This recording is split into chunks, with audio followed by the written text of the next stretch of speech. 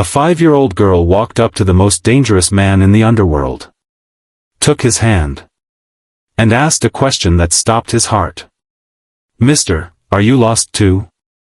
His phone was vibrating with a hit that would solidify his empire. The men in the shadows were waiting for the signal to strike. But when he looked down at the tiny, warm fingers wrapped around his scarred palm, for the first time in his life, one Dae-hyun forgot how to be a predator. Midnight at the station felt like a tomb. The platforms exhaled cold mist into the rafters. Commuters rushed across the wet tile like ghosts, chins tucked against the wind, too afraid to look up. But at the edge of the darkness sat a man who didn't move. One Dae-hyun. The name spoken in whispers when the lights go out. His white dress shirt was unbuttoned at the throat. A dark tattoo climbed his neck, a jagged mark of the life he chose. His face was a mask of stone. Sharp. Rugged. A face that had seen too much blood and forgotten the taste of peace. He wasn't waiting for a commute. He was waiting for a killing. Then, a splash of color broke the gray. A little girl in a bright red coat and a small green backpack marched through the steam. No flinching. No trembling. She walked straight into the shadow of the most dangerous man in Korea. Tilted her curly pigtails. Searched his eyes for a long, quiet moment. And reached out to hold his hand. "Mister," she whispered. "Are you lost too?" And in that one, fragile second, the walls around the Mafia boss's soul didn't just shake. They shattered.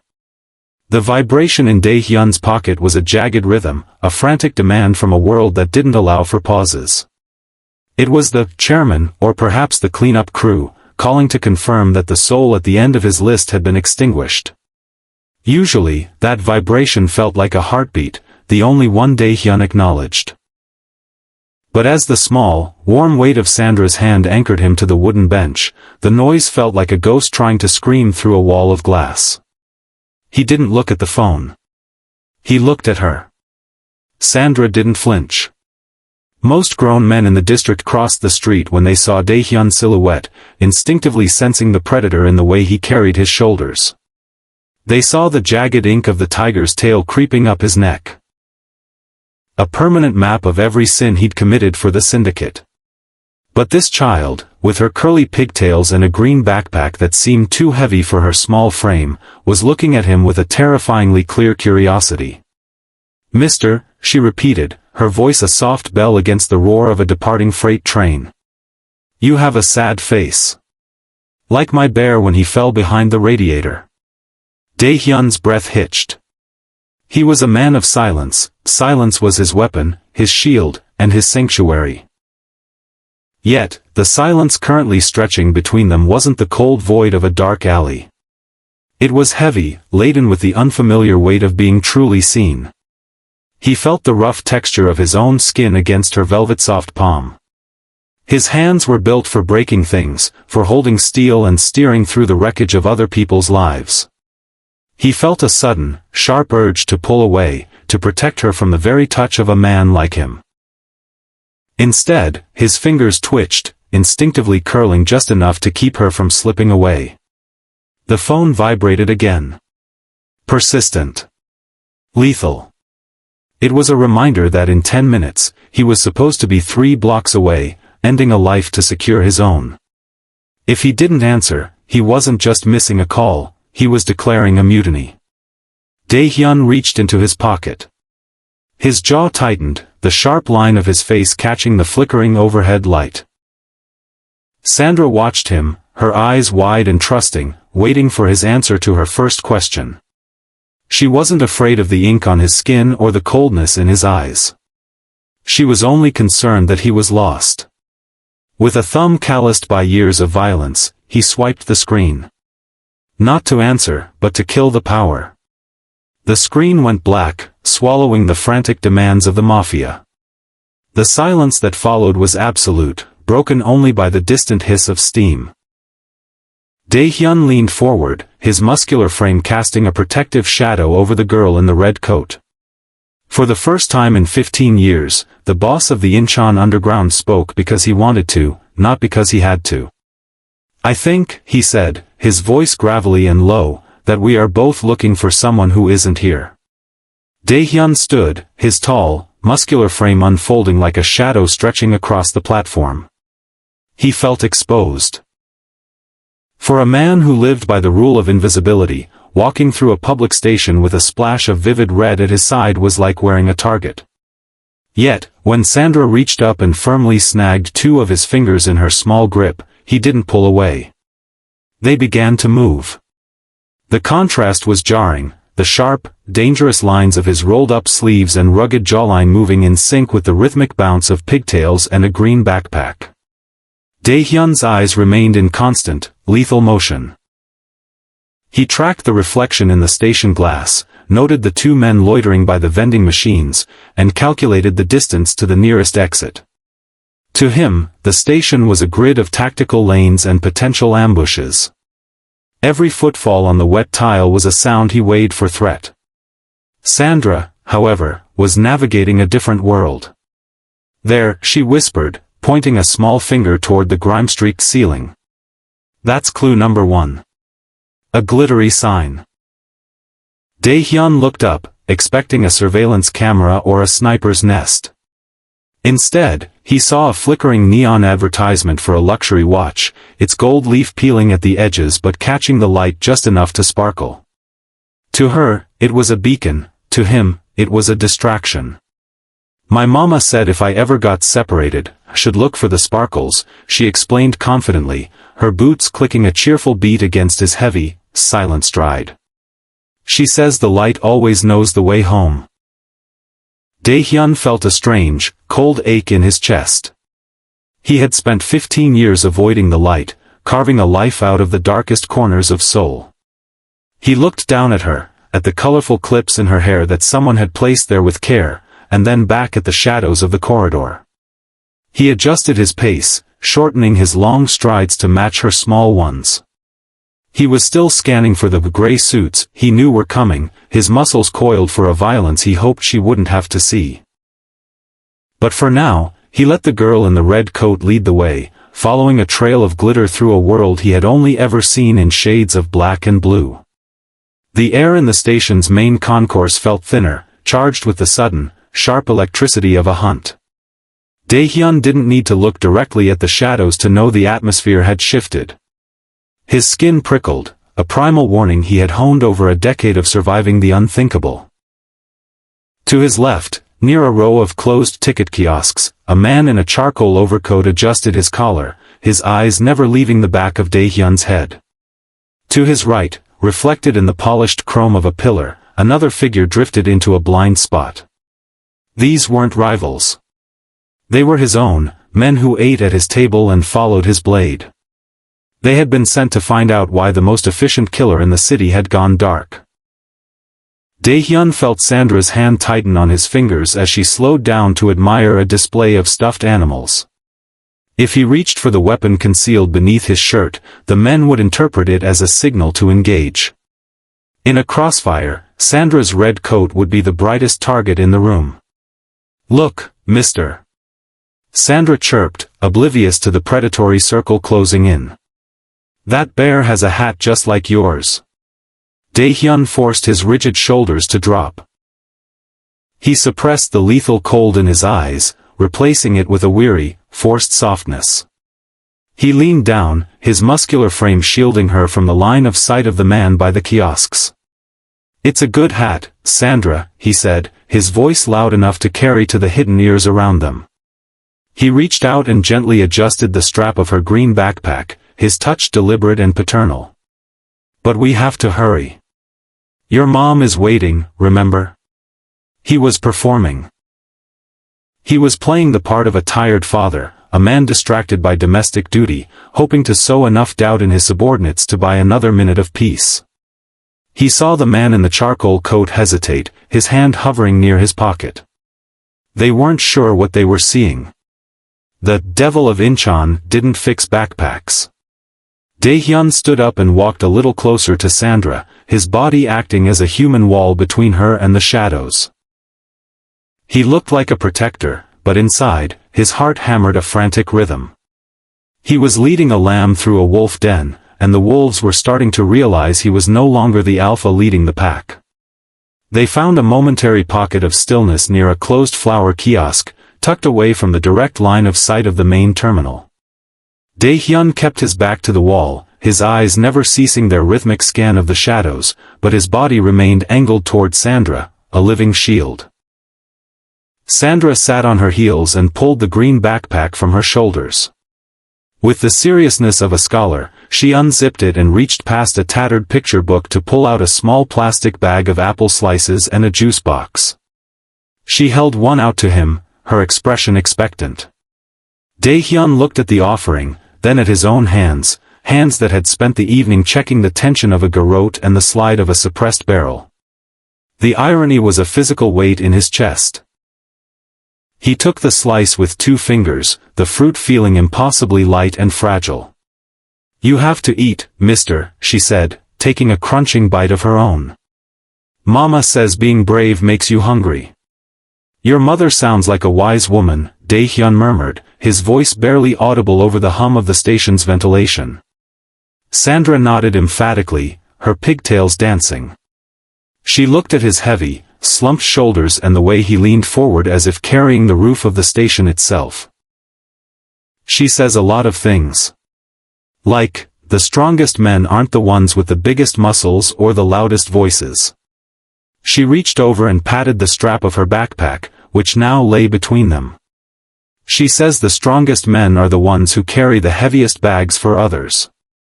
The ones who pick up the things that are too heavy for anyone else to hold." Dae-hyun froze, the apple slice halfway to his lips. He thought of the bags he had carried for the syndicate. The secrets, the bodies, the blood, and the crushing debt of his own soul. He had always thought of his strength as a curse, a tool for destruction. But looking at Sandra, he realized he was carrying something different now. He was carrying her safety through a valley of wolves. He didn't eat the apple. Instead, he reached out and gently took the green backpack, slinging one of its small straps over his massive, tattooed forearm. It looked ridiculous against his white dress shirt and the dark ink on his skin, but as he felt its light weight, the tightness in his throat finally began to ache. "Let's keep moving," he said softly, standing up. "I'll carry the bag for a while." The corridor leading toward the south terminal was lined with floor-to-ceiling windows, turning the glass into a dark, translucent mirror against the night sky. As they walked, the station's overhead lights cast a harsh, clinical glow that stripped away the mystery of the shadows. Dae-hyun caught his reflection in the pane, and for a second, he didn't recognize the man staring back. Usually, when he looked into glass, he was checking the fit of a holster or searching for the telltale twitch of a rival's hand. He was used to seeing a phantom, a tall, imposing figure with a sharp jawline and eyes that looked like they had been forged in a furnace. He saw a boss. A weapon. A man whose very presence was an invitation to violence. But the glass showed him something else tonight. He saw a man with slightly messy black hair and a white shirt wrinkled from the tension of the evening. His shoulders, usually set in a rigid line of defiance, were slumped under a weight that had nothing to do with the syndicate. And there, hanging from his muscular, tattooed forearm, was a small green backpack with pigtail charms dangling from the zipper. His hand, the one that had broken bones and signed death warrants, was gently enveloping the small, soft hand of a girl in a bright red coat. Dae-hyun stopped. The reflection stopped with him. He leaned forward slightly, his intense focus shifting from the threats in the hallway to the image in the window. He looked emotionally shaken, the stone mask of his face finally cracking to reveal a profound, quiet thoughtfulness. He looked less like a king of the underworld and more like a human being caught in the middle of a long-overdue awakening. Sandra looked up at him, then at their twin ghosts in the glass. She didn't see the dark neck tattoo or the rugged scars. She only saw the man who had been carrying her bag. "Look, mister," she whispered, her reflection smiling back at them. "We look like a team."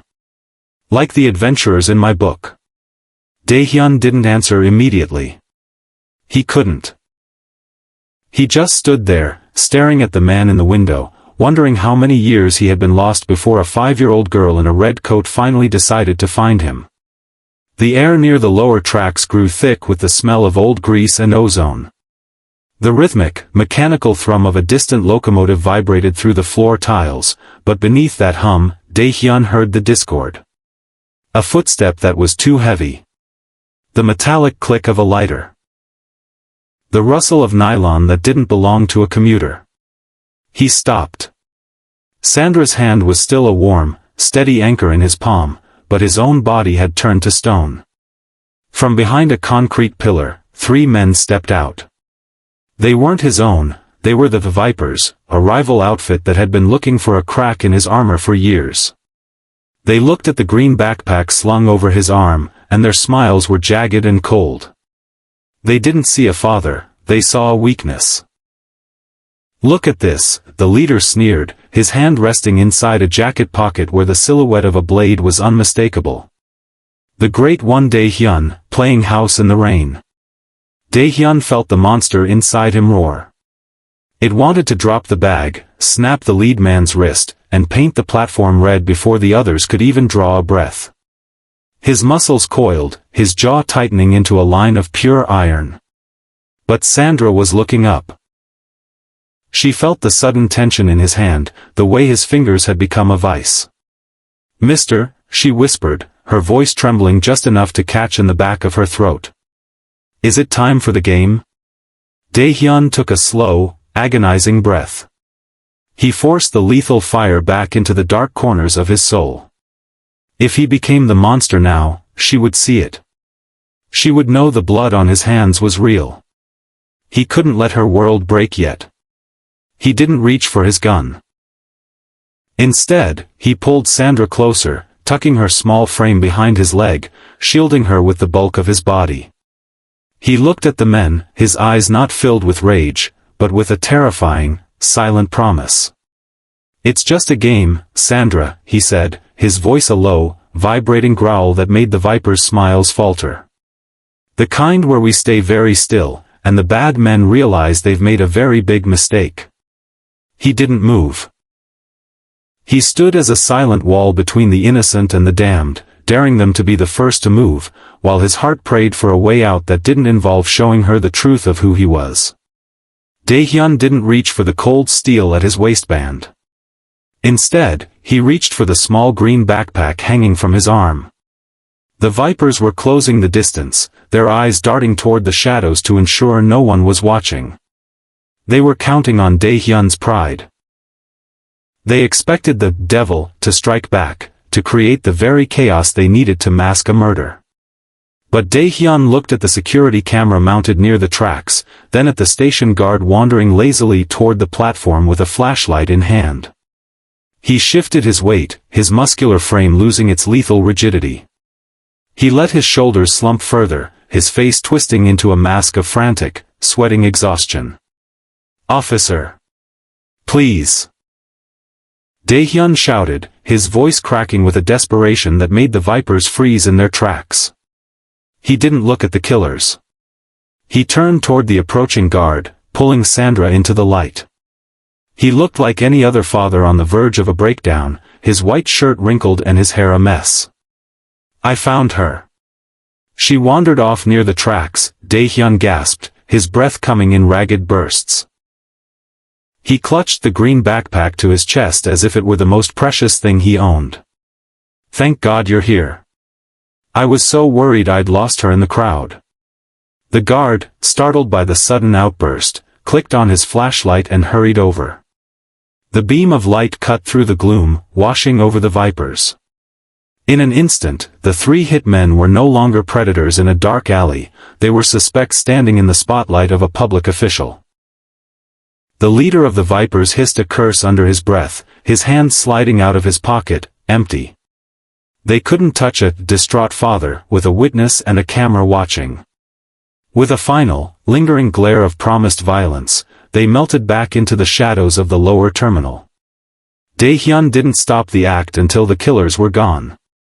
He felt Sandra's small hand trembling against his leg. He knelt, the shaken and thoughtful expression returning to his face, but this time, it wasn't a ruse. "It's okay, Sandra," he whispered, his voice returning to its low, gravelly timbre. "The game is over." The bad men lost their turn. They moved away from the tracks, leaving the guard and the retreating shadows of the Vipers behind. The station was beginning to breathe a different air, the early morning chill of a world waking up. Sandra led him toward the arrival's gate, her boots squeaking on the tiles, still clutching his 2 fingers as if they were the only stable thing in a sea of movement. "Look, mister," she said, her voice dropping to a conspiratorial whisper. "The last clue. Clue number 4. She stopped and pointed a small, steady finger toward a woman standing by a pillar near the exit.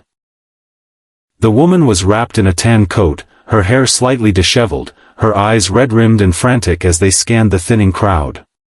She looked like a woman who had been through a long, dark night and had nearly given up hope. Dae-hyun froze. The green backpack felt suddenly like lead on his arm. He knew that face. He had seen it through the crosshairs of a scope 4 years ago in a rain-slicked alley in Busan. She was the witness who wasn't supposed to exist, the one the syndicate had ordered him to erase to seal a leak. He remembered the way the rain had hit her face, the way she had looked at him, not with a plea for her life, but with a silent, dignity-filled acceptance. For the first time in his career, Dae-hyun's finger had refused to pull the trigger. He had told the chairman she was dead, and he had spent the last 4 years wondering if that one lie would be the ghost that finally brought him down. "Mama!" Sandra cried out, her hand slipping from his grip as she sprinted toward the woman. The woman turned, a strangled sob escaping her throat as she dropped to her knees to catch the small streak of red. As she pulled Sandra into her arms, her eyes drifted up, searching for the person who had brought her daughter back. Her gaze locked onto Dae-hyun. She didn't scream. She didn't call for the police. She stayed frozen, her arms wrapped tight around Sandra, her eyes widening in a shock that matched his own. She recognized the rugged face, the sharp jawline, and the dark ink on his neck.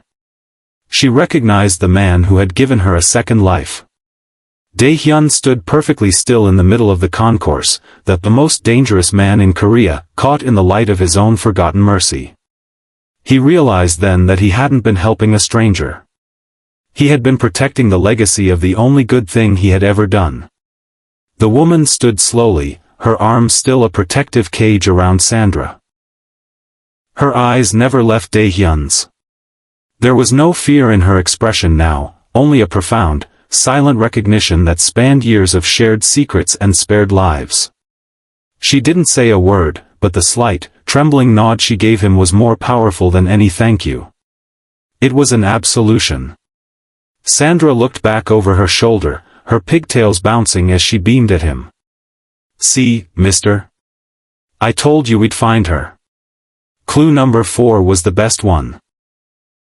Dae-hyun felt a ghost of a smile tug at the corner of his rugged mouth, a muscle he hadn't used in a decade. He reached out and gently slid the green backpack from his arm, holding it out to the mother. As she took the strap, their fingers brushed for a fraction of a second. In that touch, the cold, lethal electricity that usually defined his existence finally grounded itself. "Take care of her," Dae-hyun said, his voice a low, gravelly rasp that carried the weight of a vow. "The world is a big place to be lost in." "I will," the woman whispered, her voice thick with emotion. "Thank you for finding us, again." Dae-hyun turned away before the morning sun could fully crest the horizon. He walked back toward the dark heart of the station, his heavy boots echoing against the wet tiles. His phone was still dead in his pocket, a silent brick that no longer held power over his soul. The chairman would be looking for him. The syndicate would want an explanation for the night he disappeared. But as he stepped out of the station and into the biting winter air, the devil of Incheon didn't feel like a man on the run. He looked up at the sky, where the gray was finally beginning to bleed into a pale, hopeful blue. He thought of the tiny fingers that had held his scarred hand and the question that had shattered his stone walls. He wasn't a boss anymore. He wasn't a weapon. He was just a man. Dae-hyun pulled his collar up against the wind, his sharp jawline set with a new kind of strength. For the first time in 15 years, he didn't care who was looking for him. He knew exactly where he was. He was no longer lost, he had finally been found.